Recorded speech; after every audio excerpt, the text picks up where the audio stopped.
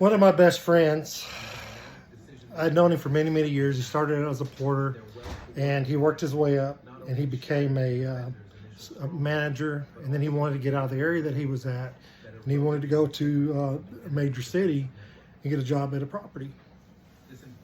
We're going to call him Alex. Alex was great. He had a way with people. I've never seen anybody in my 30 plus years in the industry that could lease apartments like him. Alex ended up to get into the industry in the larger city, he ended up having to go to be a assistant manager. And so he went to work at this property. Well, Alex ended up dating a resident, or actually an employee. It was one of the leasing agents. I think it was a leasing manager. Things went good, and then, of course, like a lot of relationships, they didn't. And so they broke it off. Well, she calls him up one night and she says, "Hey, you want to come over?" And he's thought, well, friends with benefits work out pretty good. So he goes over to her apartment. The next morning, he's at work and she calls the police and says that he came over and raped her. I knew Alex, and I knew that Alex wasn't going to do anything like that. But regardless, this employee said that, and so Alex got terminated.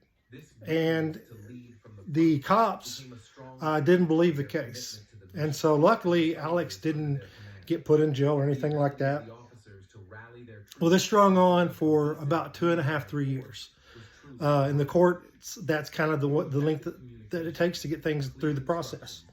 And so Alex all of a sudden got a subpoena to go to court. And the property that he was working at had reached out to him and said, "Hey, would you come and go to court because she is suing us because of this case?"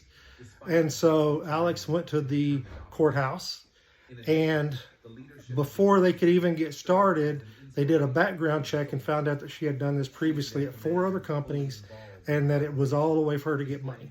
So this is one of those reasons why you don't mess around with employees that you work with, because you never know when something like this could happen to you. So live the dream, and don't be messing with people that you work with.